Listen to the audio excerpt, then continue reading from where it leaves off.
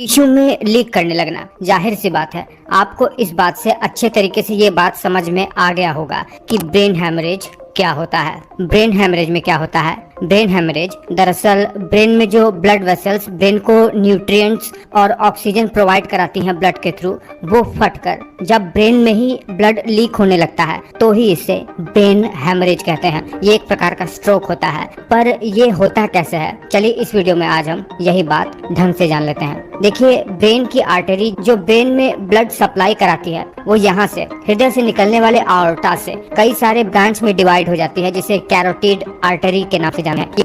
हमारे ब्रेन में जाकर कई सारे ब्रांचेस में बटकर पूरे ब्रेन को ब्लड सप्लाई कराती हैं। अगर व्यक्ति को कई साल से और बहुत ही इंटेंस स्ट्रेस की वजह से हाई ब्लड प्रेशर रहता है, या अगर व्यक्ति को ब्रेन ट्यूमर हो गया हो, या अगर किसी भी प्रकार से व्यक्ति के सिर पर कोई चोट लग गई हो, तो इन सब कारणों से क्या होता है कि ब्रेन की ब्लड वेसल्स फट सकती है। मतलब ये कारण हो सकते हैं ब्रेन में ब्रेन हैमरेज के। और इससे क्या होता है, इससे ब्लड ब्रेन के अंदर ही लीक करने लगता है, ब्लड ब्रेन के अंदर ही एक्यूमुलेट होने लगता है। रिजल्टेंट ब्रेन की टिश्यू को डैमेज पहुंचना शुरू हो जाता है, क्योंकि इससे ब्रेन को ऑक्सीजन नहीं मिल पाती है। ये जो ब्रेन है इसके ऊपर एक पतली सी मेम्ब्रेन की लेयर चढ़ी रहती है, जिसे मेनिंजेस कहते हैं। ये परत भी 3 लेयर से मिलकर बनी हुई होती है। इसकी जो बीच वाली लेयर होती है, जिसे एरेक्नोइड लेयर कहते हैं, उस लेयर में बहुत सारी ब्लड वेसल्स बिछी रहती हैं। क्या होता है कि जब इस मेनिंजेस वाले लेयर के बीच में ब्लड वेसल्स फट जाती है हाई ब्लड प्रेशर की वजह से, किसी भी प्रकार के चोट या ट्यूमर के कारण से,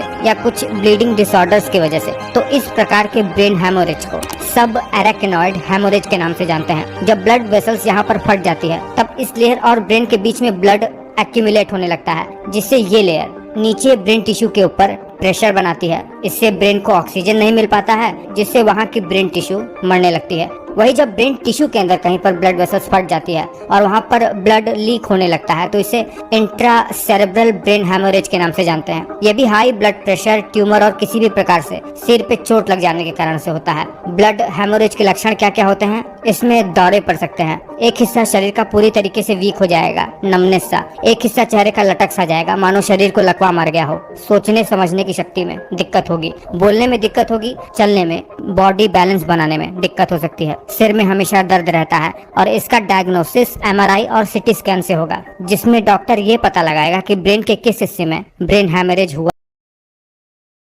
वीडियो अच्छा लगे तो लाइक, कमेंट, शेयर, सब्सक्राइब करें।